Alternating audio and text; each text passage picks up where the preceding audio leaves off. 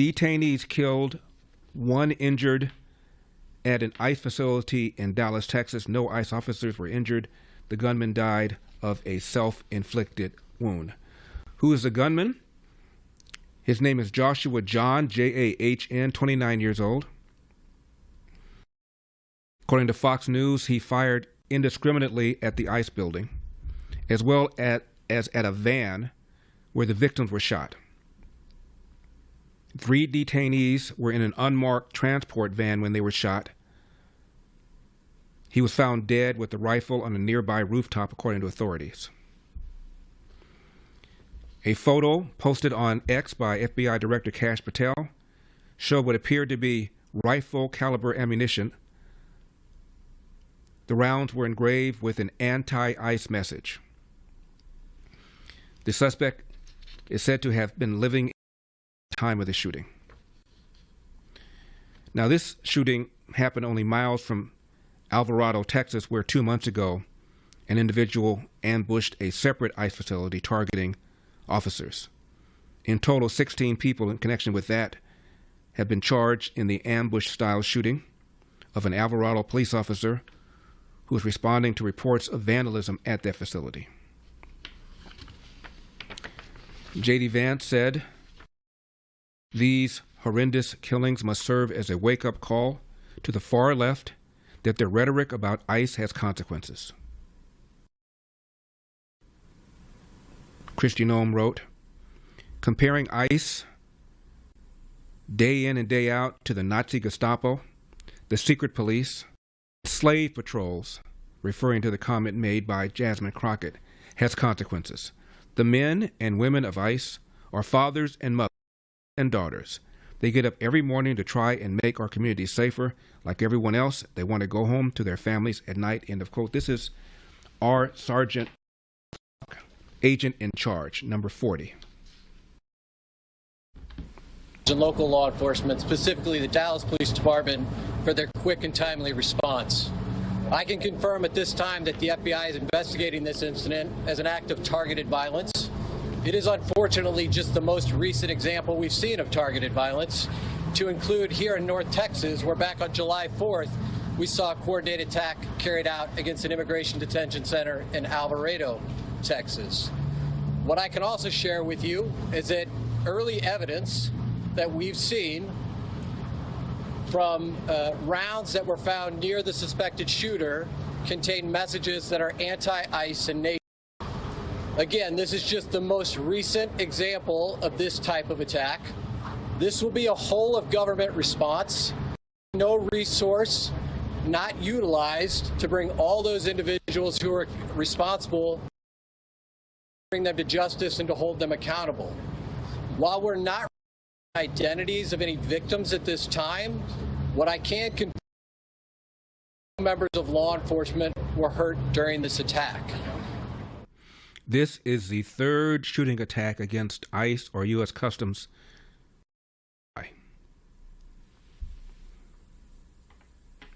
I think this rhetoric of referring to them as Gestapo, and slave patrol, and fascist Nazis, calling Donald Trump a tyrant, a dictator, authoritarian. I think maybe, just maybe, some people are motivated by that. Even part of the left-wing media is beginning to acknowledge this. The Atlantic is a long publication. They compiled a data set of 750 attacks between January 1, 1994 and July 4, and found that left-wing terror attacks are outnumbering violence coming from the political right. Here's what the Atlantic wrote, and I'm quoting.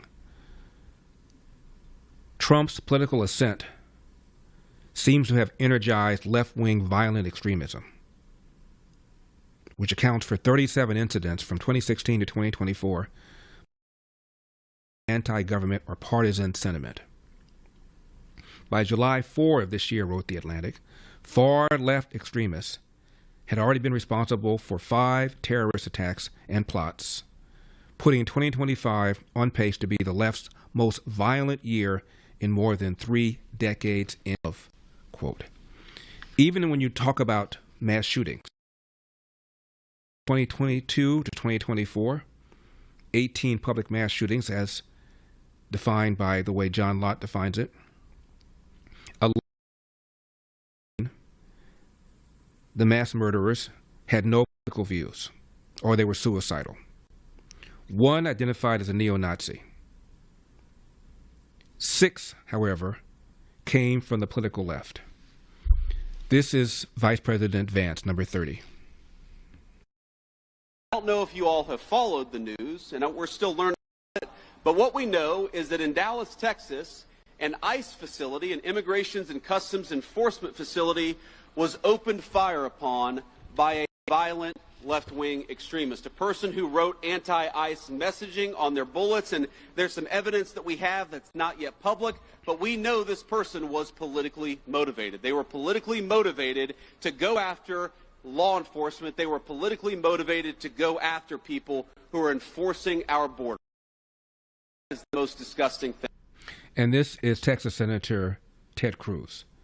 Number. Violence is wrong. Politically motivated violence is wrong. Years ago today that we saw a political assassination in Utah that tore the heart out of much of this country. This is the 3rd shooting in Texas directed at ICE. This must stop. Who is using rhetoric demonizing ICE and demonizing CBP, stop. To every politician demanding that ICE agents be doxxed and calling for people to go after their families, stop. This has very real consequences. Look, in America, we disagree. That's fine. That's the democratic process. But your political opponents are Nazis. We need to learn to work together without demonizing each other, without attacking each other. And I want to say thank you to the brave men and women of law enforcement. I want to say thank you to the brave men and women of ICE and CBP and everyone who puts their life on the line to keep us safe. The divisive rhetoric tragically has real consequences. I hope that every one of us will pray, number one, for the safety of law enforcement that are risking their lives to keep us safe.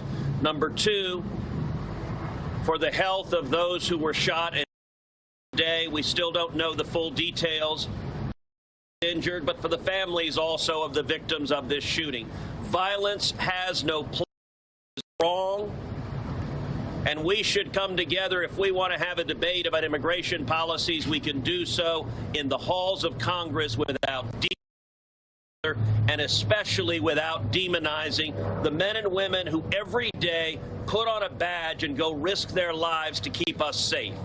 And we should not be putting language out there that inspires madmen to commit evil crimes. Our prayers are with the men and women of law enforcement, and we ought to come together and have some decency across the political aisle to say this violence is wrong and it needs to stop. Senator.